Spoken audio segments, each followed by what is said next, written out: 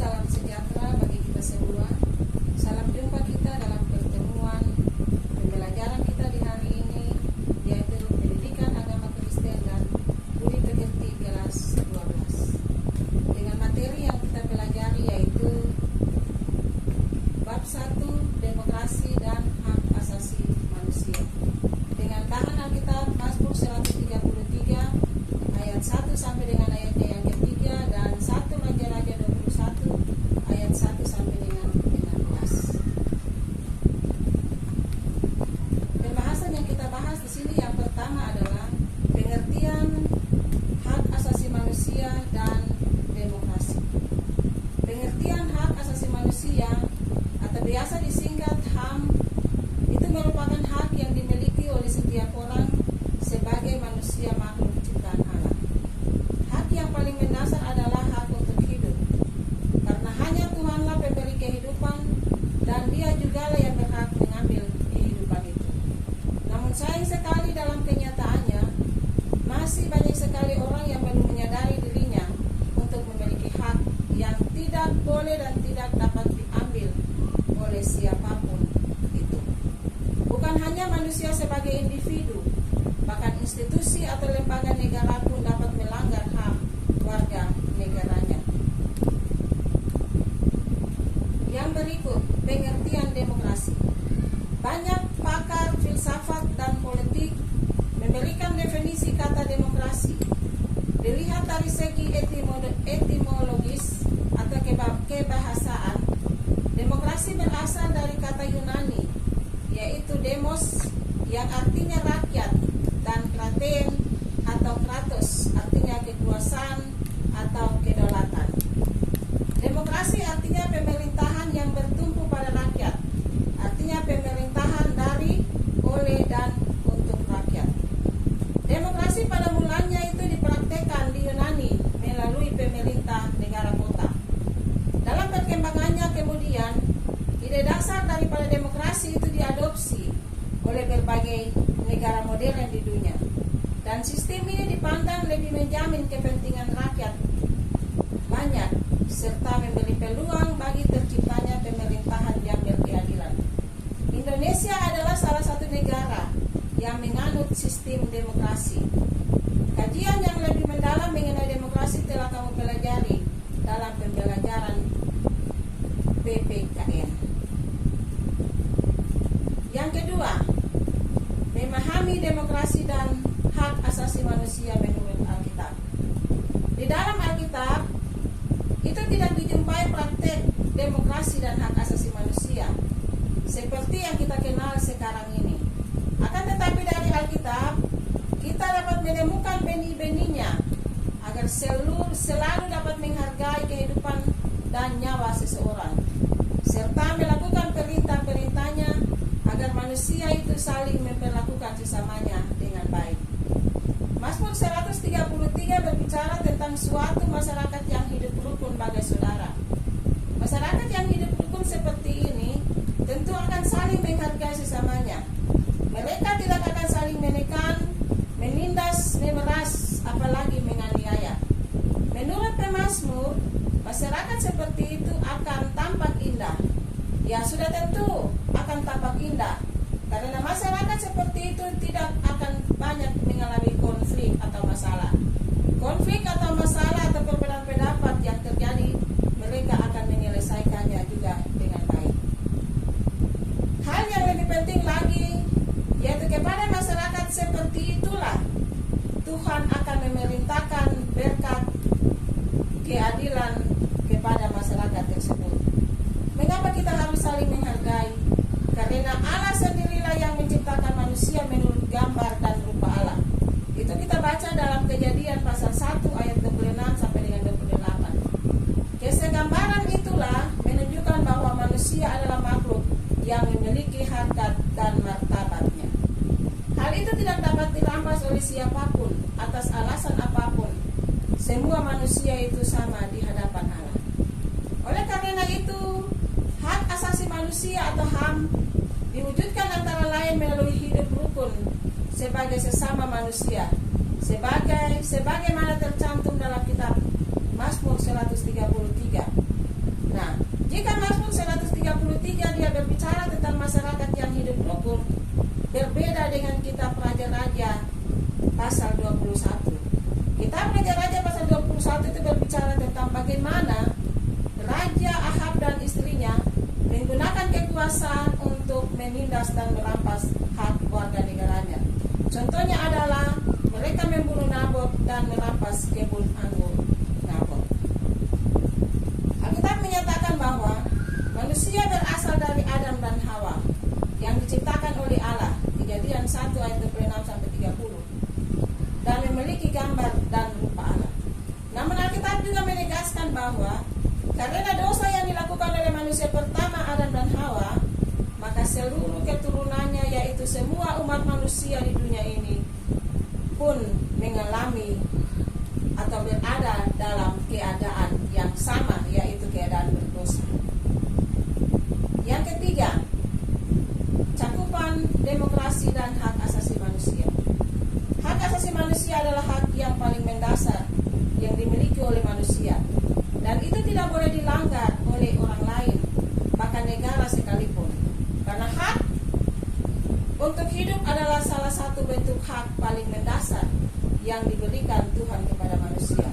Dan hak-hak itu mencakup hal-hal sebagai berikut. Yang pertama, hak sebagai warga negara. Itu mencakup hak untuk hidup, hak untuk merasa aman, memiliki privasi, berkeluarga, hak milik pribadi, menyatakan pendapat, dan bebas memeluk dan melaksanakan agama atau kepercayaan, dan berkumpul dengan damai dengan semua orang. Yang kedua, hak politik.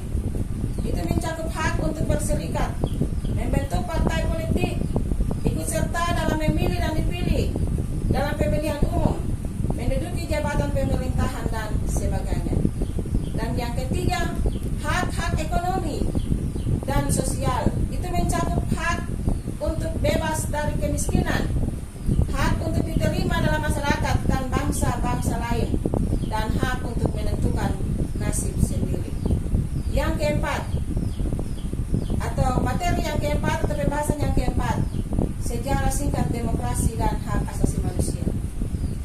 Pada tahun 1941, Presiden Amerika Serikat yaitu Franklin Delano, beliau menyampaikan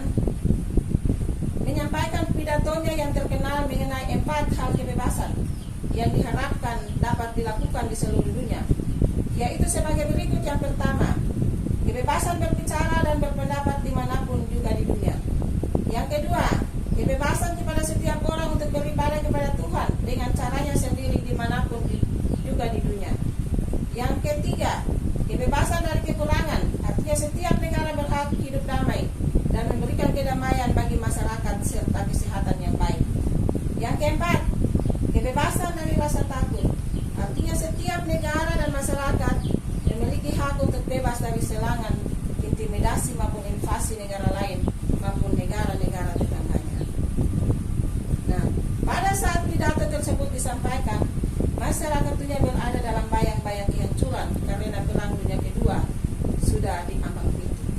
Ada beberapa peristiwa yang menyedihkan yang terjadi, yaitu saat perang dunia kedua sangat banyak umat manusia terbunuh serta penghancuran berbagai tempat di dunia. Misalnya pembantaian etnik Yahudi oleh Jerman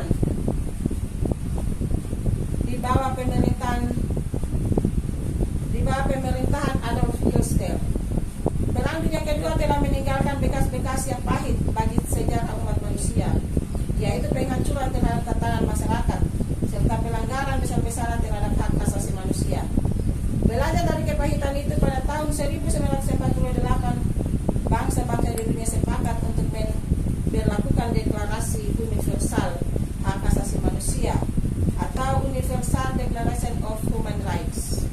Kesepakatan itu ditandatangani oleh semua negara anggota PBB di New York pada tahun 1948.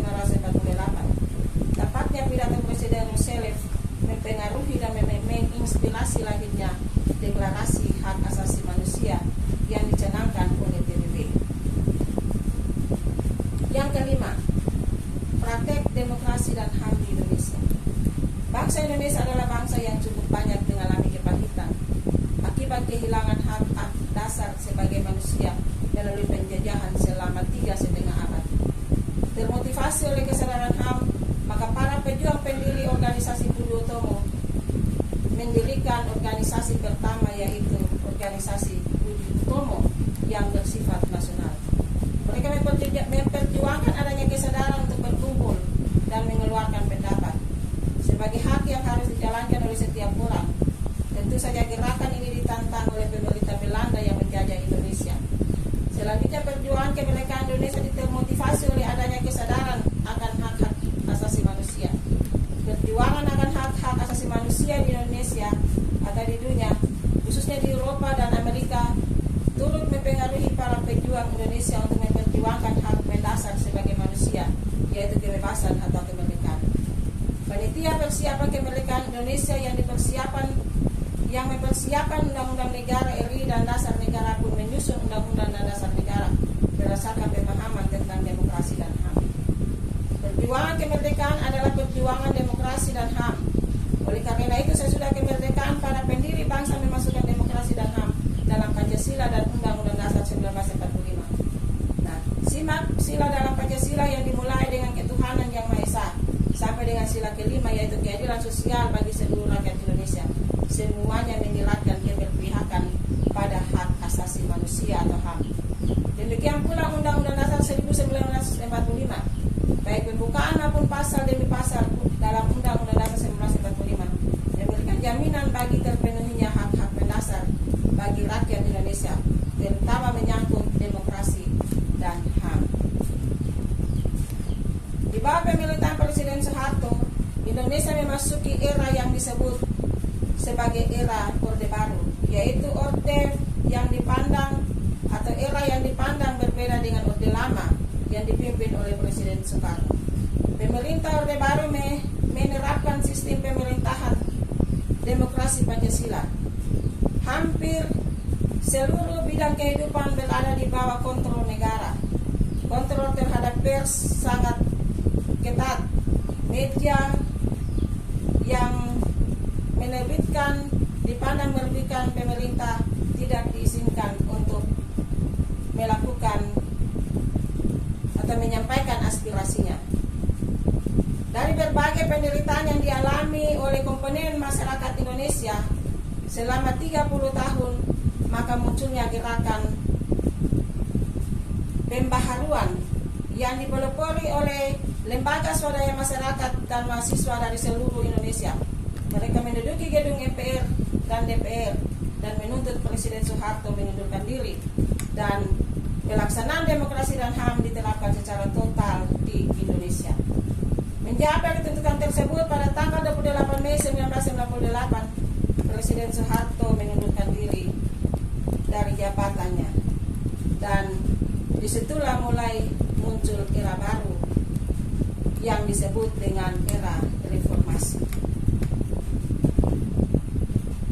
Demikianlah pembahasan materi kita tentang demokrasi dan hak asasi manusia. Maka dari setiap materi itu ditarik kesimpulan bahwa hak asasi manusia adalah hak yang harus dipenuhi oleh setiap orang sebagai makhluk mulia ciptaan Allah. Sebagai remaja Kristen, kita terpanggil untuk memiliki kesadaran demokrasi dan HAM, serta mewujudkan HAM dalam kehidupan sehari-hari. Perwujudan demokrasi dan HAM bukan hanya sekedar memenuhi tuntutan negara, masyarakat maupun ajaran iman, namun menjadi bagian dari sikap hidup kita sebagai orang percaya. Terima kasih. Tuhan Yesus memberkati. Shalom, salam sejahtera untuk kita semua.